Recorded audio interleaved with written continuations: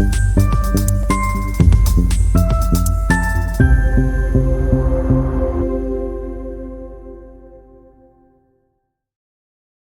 सीखो के आज की इस एपिसोड में आपका हार्दिक स्वागत है दोस्तों। और आज चर्चा करेंगे हम कि केतु ग्रह किसी भी लगन कुंडली में अगर 8वें भाव अष्टम भाव में बैठे हो तो कैसे फल देते हैं। और अगर आपकी भी है जिज्ञासा इस बात को जानने की तो बने रहे मेरे साथ इसी वीडियो में। नमस्कार दोस्तों, मैं हूं डॉक्टर विवेक चोपड़ा।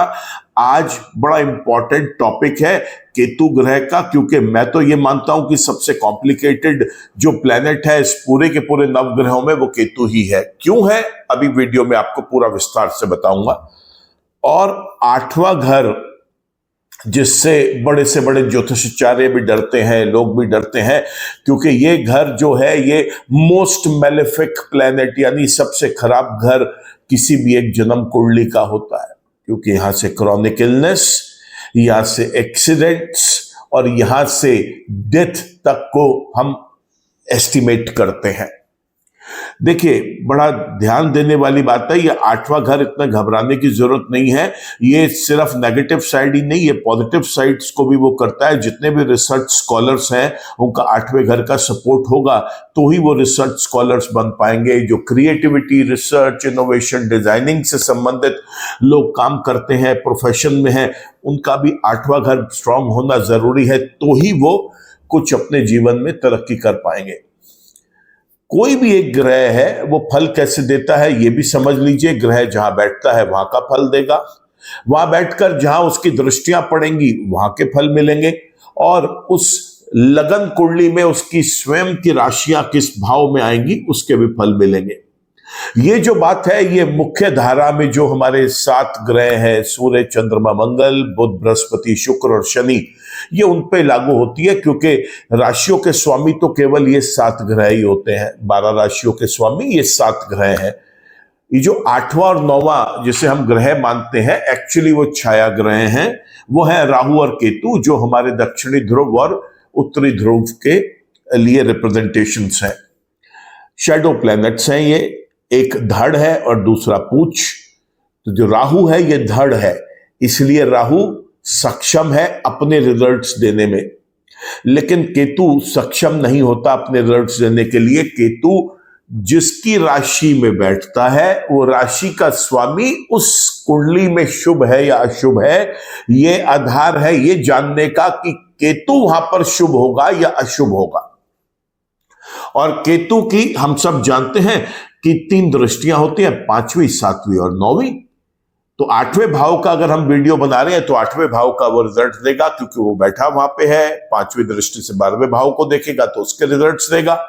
7वीं दृष्टि से दूसरे भाव को देखेगा तो वहां के रिजल्ट देगा। और उसके बाद 9वीं दृष्टि से चौथे भाव को देखेगा तो वहां के भी रिजल्ट्स देगा। तो इसने रिजल्ट्स देने 8वें के, 12वें के, दूसरे के और चौथे के। ये शुभ भी हो सकते हैं और अशुभ भी हो सकते हैं।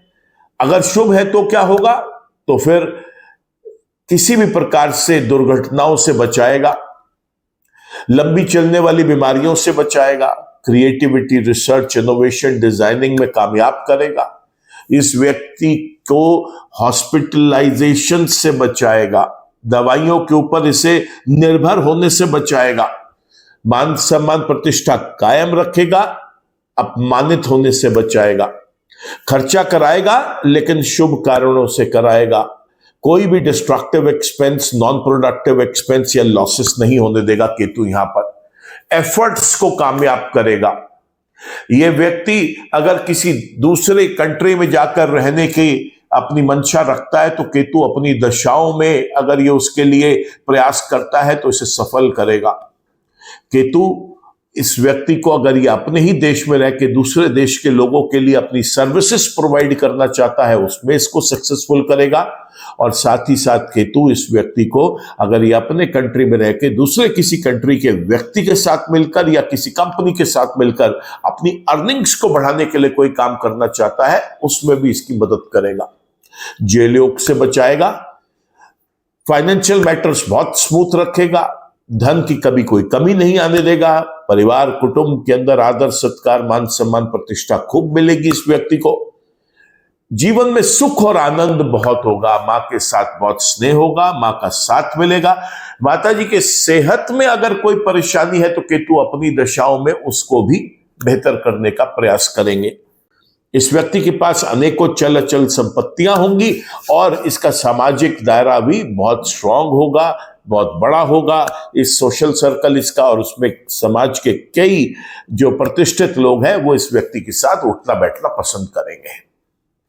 ये केतु करेगा अपनी महादशा, अंतरदशा, प्रत्यंतर दशा, सूक्ष्म दशाओं में, अगर वो शुभ है अष्टम भाव में। और अगर केतु अष्टम भाव में अशुभ है तो क्या करेगा? ठीक इसके विपरीत परिणाम देगा। और क्या है वो परिणाम, तो समझ लीजिए। सबसे पहले तो आप ये मान के चलें कि एक्सीडेंट का कारण ही केतु ग्रह बनेंगे। लंबी चलने वाली बीमारी दे बैठेंगे। किसी भी प्रकार के क्रिएटिविटी, रिसर्च, इनोवेशन, डिजाइनिंग से संबंधित ये व्यक्ति कोई कारोबार करता है तो उसके अंदर भी नाकामयाब करेंगे। लंबे समय के हॉस्पिटलाइजेशन का कारण बनेंगे वो।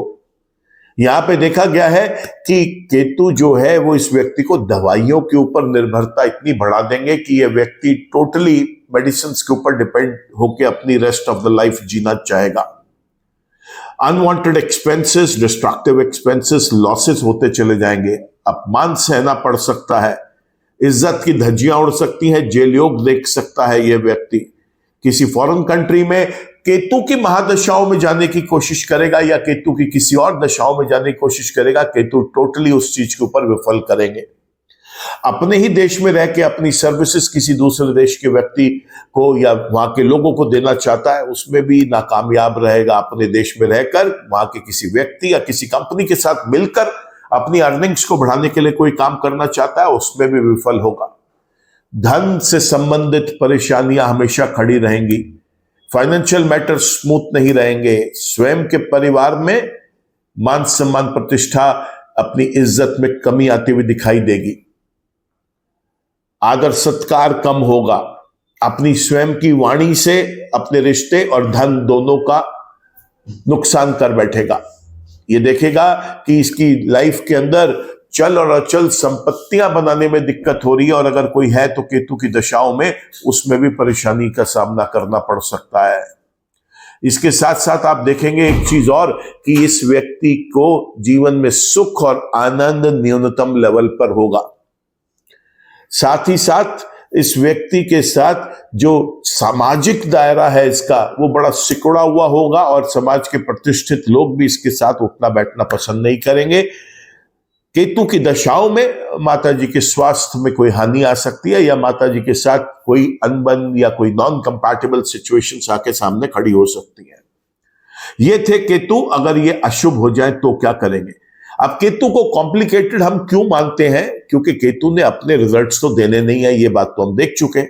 तो केतु रिजल्ट्स देगा जन्म का जिसकी राशि में बैठा है उस राशि के स्वामी का जन्म कुंडली में शुभ होना बहुत जरूरी है। इसके बाद गोचर में केतु जिसके राशि में गोचर कर रहे हैं उसके स्वामी का जन्म कुंडली में भी और गोचर की कुंडली में भी शुभ होना बहुत जरूरी है। इसके अलावा जन्म के केतु जिसकी राशि में थे उसका स्वामी जन्म के साथ साथ गोचर में भी शुभ हो, केवल तभी शुभ रिजल्ट्स केतु दे पाएंगे।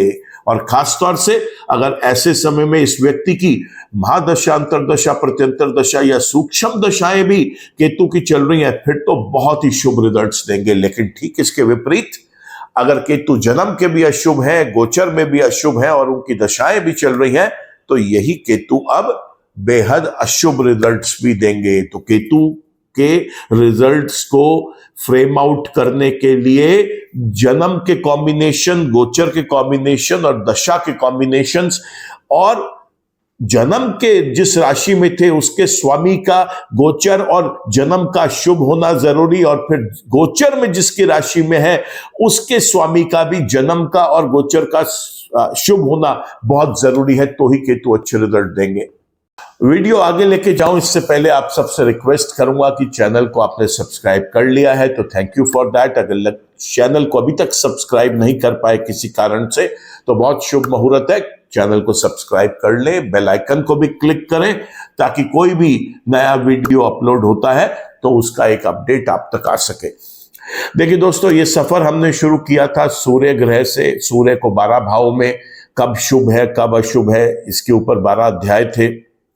फिर चंद्रमा के 12 अध्याय, फिर मंगल के 12 अध्याय, फिर बुध के 12 अध्याय, फिर हमने बृहस्पति के 12 अध्याय, शुक्र के 12 अध्याय, शनि के 12 अध्याय और राहु के 12 अध्याय कंप्लीट करके अब केतु को भी हम टुवर्ड्स कंप्लीशन लेके जा रहे हैं। आज ये 8वां एपिसोड केतु का जो है वो शूट हो रहा है। अगर आपसे कोई भी वीडियो छूटा है या आप किसी भी एक ग्रह को वो किसी एक लगन विशेष में कौन से भाव में शुभ और कौन से में अशुभ है इसकी देखना चाहते हैं हमारा कंटेंट, तो ये पूरा का पूरे हमारे चैनल पे सारे वीडियोस वहां पे क्रम वाइज मेंशन्ड हैं, आप उसको किसी को भी देख सकते हैं। आज चर्चा कर रहे हैं हम केतु की और 8वें भाव में वो शुभ और अशुभ क्या होगा ये तो मैं आपको बता चुका हूं और ये भी बता चुका हूं उसका फल कैसे मिलना है। अब आपको ये बताऊंगा कि वो कौन से लगन में शुभ है और कौन से में अशुभ है, और साथ ही साथ आपको ये भी बताऊंगा कि केतु अगर अशुभ है चाहे जन्म का चाहे गोचर में, तो उसके सरल उपाय क्या है जो कि हमें करने चाहिए उसकी नेगेटिविटीज को रिड्यूस करने के लिए। तो देखिए, केतु अगर मेष लगन में अष्टम भाव में हो तो यहां पे 8वें भाव में वृश्चिक राशि आती है जिसके स्वामी स्वयं मंगल है। तो अगर मंगल इस कुंडली में शुभ होंगे तो ही केतु शुभ होगा, अन्यथा केतु शुभ रिजल्ट्स नहीं देंगे। वृषभ लगन की बात करें तो 8वें भाव में धनु राशि आती है, तो यहां पर अगर बृहस्पति शुभ होंगे तो ही शुभ रिजल्ट मिलेगा, नहीं तो केतु के शुभ रिजल्ट्स नहीं मिलेंगे। मिथुन लगन की बात करें तो 8वें भाव में मकर राशि आती है, तो यहां पर अगर शनि शुभ होंगे तो ही शुभ रिजल्ट्स मिलेंगे केतु के, नहीं तो शुभ रिजल्ट्स नहीं मिलेंगे। कर्क लगन की बात करें तो यहां पर भी शनि की ही लेकिन कुंभ राशि आती है, तो शनि अगर शुभ है इस लगन वाले व्यक्ति के लिए तो ही केतु शुभ रिजल्ट्स देंगे, नहीं तो केतु के शुभ रिजल्ट्स नहीं मिलेंगे।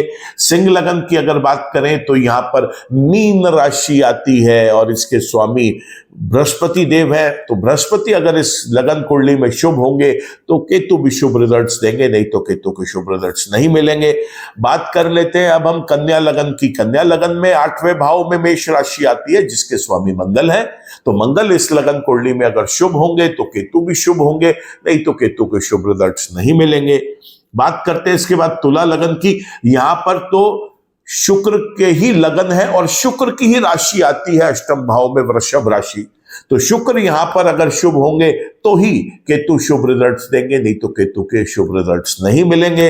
वृश्चिक लगन की बात करें तो यहां पर मिथुन राशि आती है अष्टम भाव में जिसके स्वामी बुध ग्रह है, तो बुध ग्रह इस वृश्चिक लगन वाले व्यक्ति के लिए अगर शुभ है उसकी कुंडली में तो केतु भी शुभ होंगे, नहीं तो केतु के अशुभ रिजल्ट्स मिलेंगे। इसके बाद बात करते हैं हम धनु लगन की। धनु लगन के अंदर यहां पर अष्टम भाव में कर्क राशि आती है जिसके स्वामी जो है वो चंद्रमा है, और मैं हमेशा बताता आया हूं कि धनु लगन वाले व्यक्ति के लिए चंद्रमा प्योरली नेगेटिव होता है, तो केतु इस लगन वाले व्यक्ति के लिए चंद्रमा 12 के 12 भाव में किसी भी एक भाव में हो लेकिन केतु अशुभ ही होंगे अष्टम भाव में बैठ के।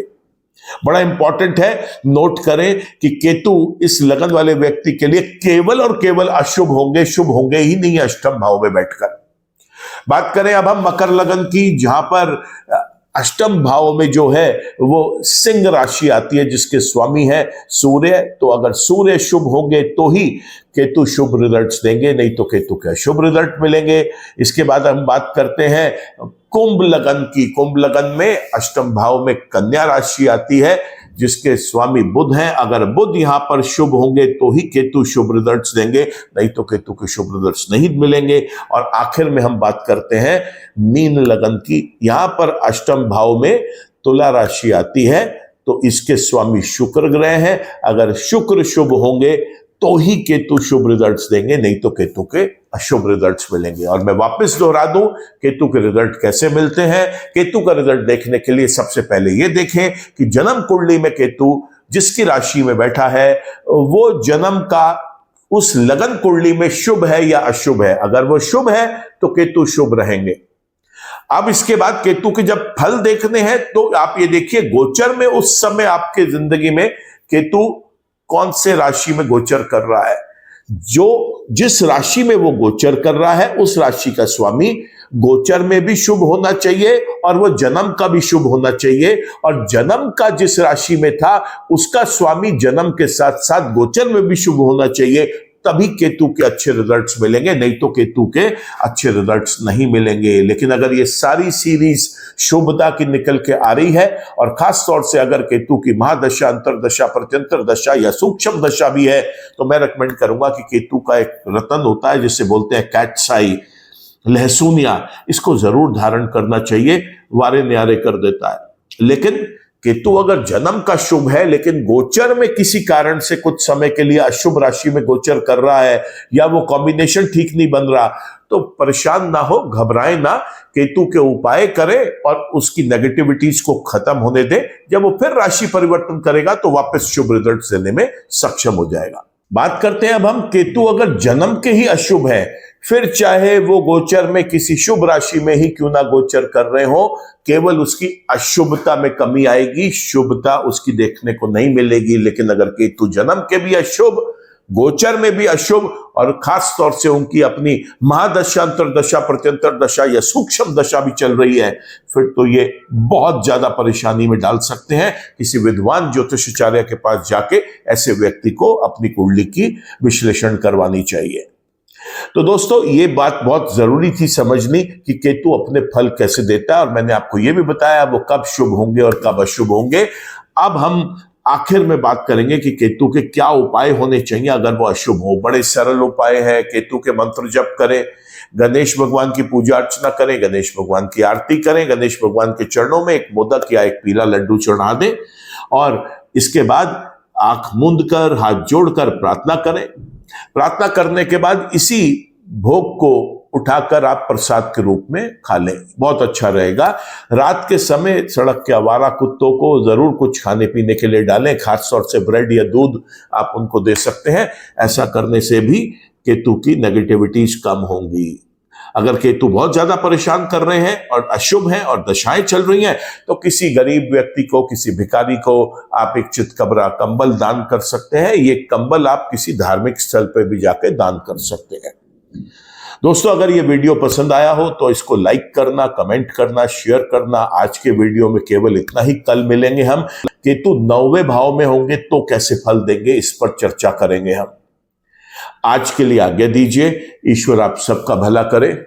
नमस्कार।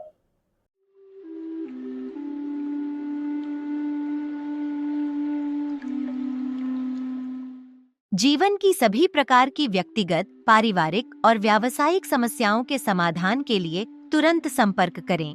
डॉक्टर विवेक चोपड़ा, पीएचडी, गोल्ड मेडलिस्ट, विश्व विख्यात ज्योतिषाचार्य एवं वास्तु एक्सपर्ट। कॉल अथवा व्हाट्सएप करें 9311131069 9212431069।